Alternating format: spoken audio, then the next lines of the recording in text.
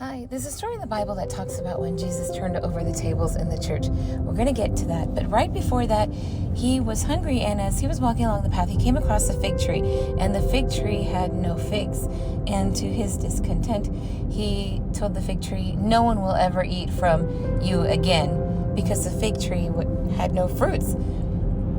This fig tree shriveled up and did not bear fruit again, and his apostles had told him that the fig tree also did not give any more fruit.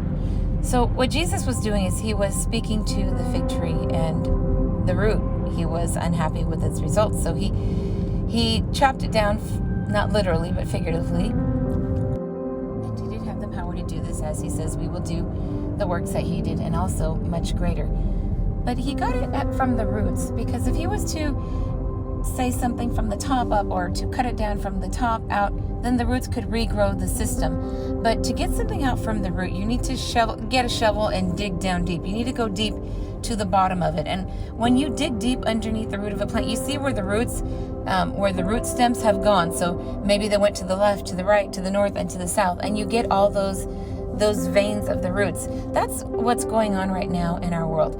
The root of evil is being removed, and in doing so, there's been a lot of veins throughout the world that have been addressed. This is to conquer evil, to put an end to it so that it will never return again.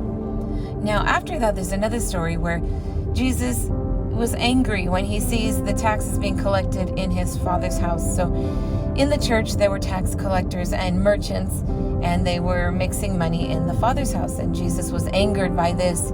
He turned over the table. He got angry. And I know you may think, well, how could Jesus get angry? How could he lose control? But the word's not coming to me right now, but it's divine something. And it's when Jesus got mad because he knew what they were doing was wrong. Righteous indignation. That's what I'm looking for.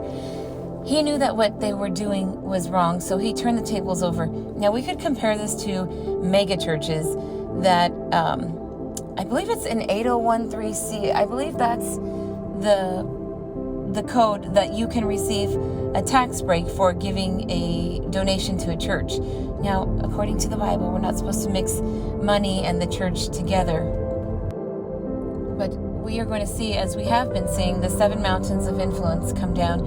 As we see Hollywood fall, the next mountain that will fall is the church. Now, this is not saying the people of the church, but we're talking about those big mega ones, those big mega churches with the mega pastors that may have guided people or swayed people on a small detail away from the Bible. We know the evil one is the one of deceit and lies. So he doesn't show up as a red face with horns. He shows up as something very close to the truth, but slightly off, to fool people, to deceive people.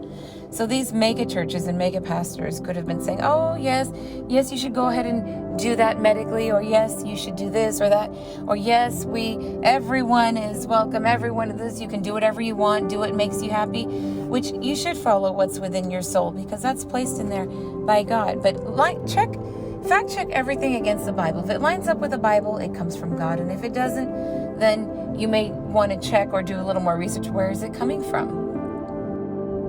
So as far as the church goes, we will continue to see people stepping down and people retiring, people walking away. Everyone across the span of all of these people in these positions of power have received one last opportunity to change their path, to take the right path. And some have done that. And we'll be surprised at some of those who have done that. And there are some that have just doubled down and continued on the wrong path. And we're seeing those people step out now. And those people are aligning with people that you would not expect them to align with. And as probably the most powerful man on the planet, probably one of the most richest man on the planet, he came out publicly and said that some people are voting for the other side because they feel that she will not release their names from these lists, that we have not received the whole list or the full names on there. And if the other person is going in, that they may let the truth be known, because the truth is the only thing that will stand in the end. And the other person, I don't think, believes in hiding things like this from the people. I welcome you to share, post, duet, save, repost before the messages are removed. I do post daily. You're more than welcome to follow if you'd like to. Click on the plus, and I'll see you in tomorrow's reading. Bye-bye.